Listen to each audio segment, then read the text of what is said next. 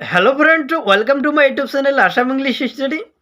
सो मरमर छात्र छात्री आज मैं आलोचना करिम इंग्लिश ग्रामार बेसिक एटा टपिक नेरेशनर ओपरत आलोचना करिम। मरमर छात्र छात्री आज मैं आलोचना करिम जे जदि डायरेक्ट नेरेशनर रिपोर्टेड स्पीचर बाक्यটো इंट्रोगेटिव सेंटेन्सो थाके तेनहले केनेকৈ डायरेक्ट नेरेशनर পৰা इनडायरेक्ट नेरेशन करिब लागे यार ओपरत आलोचना करिम। मरमर छात्र छात्री हयतो यार आगर भिडिओत मैं आलोचना करिছো जे যদি ডাইৰেক্ট নেৰেশ্যনৰ ৰিপৰ্টেড স্পীচৰ বাক্যটো এছাৰ্টিভ সেন্টেন্সত থাকে তেনেহ'লে কেনেকৈ ডাইৰেক্টৰ পৰা ইনডাইৰেক্ট নেৰেশ্যন কৰিব লাগে ইয়াৰ ওপৰত নীতিনিয়মসমূহ লিখি দিছোঁ বুজাই দিছোঁ। কিন্তু আজি মই আলোচনা কৰিম যদি ডাইৰেক্ট নেৰেশ্যনৰ ৰিপৰ্টেড স্পীচৰ বাক্যটো ইন্ট্ৰগেটিভ সেন্টেন্সত থাকে তেনেহ'লে কেনেকৈ ডাইৰেক্ট নেৰেশ্যনৰ পৰা ইনডাইৰেক্ট নেৰেশ্যন কৰিব লাগে ইয়াৰ ওপৰত আজি মই আলোচনা কৰিম। সো মৰমৰ ছাত্ৰ ছাত্ৰীসকল এতিয়া আমি লেট নকৰি নেৰেশ্যনৰ ওপৰত আলোচনা কৰিবলৈ আৰম্ভ কৰোঁ। মৰমৰ ছাত্ৰ ছাত্ৰীসকল তোমালোকে এই চেনেলটো ছাবস্ক্ৰাইব কৰিবা, লাইক কৰিবা, কমেণ্ট কৰিবা, শ্বেয়াৰ কৰিবা যাতে সকলোকে এই ভিডিঅ'ৰ জৰিয়তে সহায় কৰিব পাৰোঁ।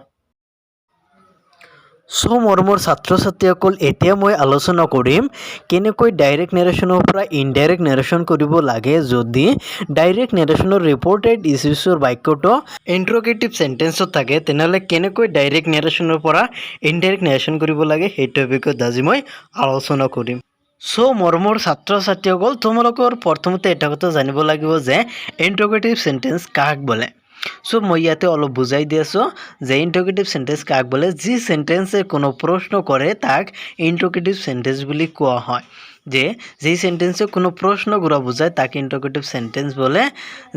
ইন্ট্ৰগেটিভ সেন্টেন্সৰ শেষত সদায় প্ৰশ্নবোধক চিন থাকে। সো ইয়াতে এটা এক্সাম্পল দিয়া আছে যে আৰ ইউ ৰিডিং নাও।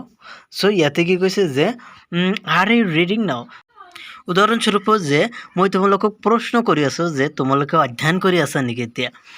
সো ইন্ট্ৰগেটিভ সেন্টেন্সত সকলো সেন্টেন্সে কি প্ৰশ্নবোধক চিন থাকিব আৰু এই সেন্টেন্সবিলাকে এনেকৈ প্ৰশ্ন কৰা বুজায়।